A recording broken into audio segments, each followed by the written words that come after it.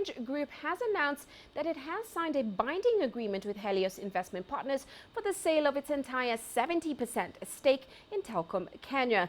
Now, the finalization of the transaction remains subject to approval from relevant authorities.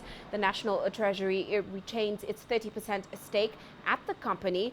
Now, Telkom Kenya is the country's current fixed line operator and is the third player in the mobile market. The company, which operates a high-quality mobile data network, had 4 million mobile customers at the end of June 2015. It has, however, struggled to make profit because of cutthroat competition in the industry.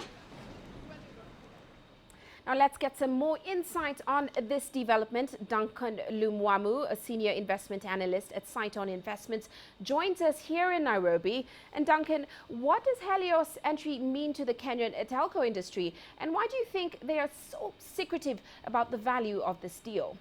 Thank you, Uche. Telkom Kenya selling its stake to Helios is an exciting moment for the telecom industry. We've seen quite a number of activities, including the exit of ESA last year.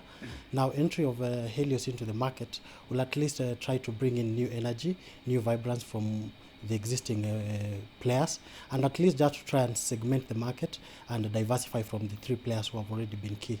However, from the level of no numbers coming out in terms of what's the expected figure to be paid for, it's a normal private equity kind of arrangement where figures will not be disclosed at the initial stage, as each player is trying to value the assets and trying to value the deal before it comes through. Now, Duncan, I mean, one would have to ask, what is Helios's background in the telco industry? Scouting through the sub-Saharan Africa, I couldn't see a better player who would want to replace France Telecom from Orange Telkom Kenya. Helios Investment Partners have already invested widely within the West Africa and including Tanzania through their Helios Towers, which have been able to offer infrastructural support to different telco players. So we see a much vibrant, a much more experienced player coming in, and we might see the same strategy they have used in the Western markets of Africa, together with Tanzania, in trying just to drive value, particularly within the operating and non-operating assets for Orange Kenya. Well, Duncan, on the other hand, is Telkom Kenya really a viable investment? I mean, France's Orange failed to turn around the firm and, of course, posted very low revenues. How would it be different for Helios?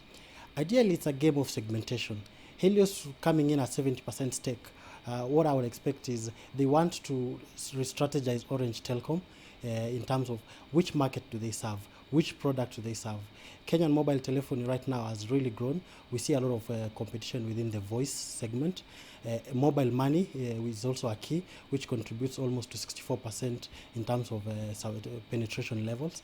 And now Helios coming into Telkom Kenya, we want to expect them to at least drive a segmented approach where they might look to go into data aggressively, or they might want to remain within the mobile money.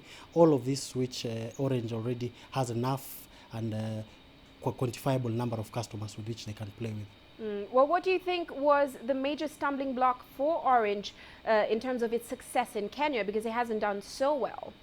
Competition is a key factor that has let Orange Telkom Kenya remain wherever it's been. When Safaricom came into the market, they were very aggressive and they were really clear and sure on the target market they wanted, and they went and communicated to the mass market.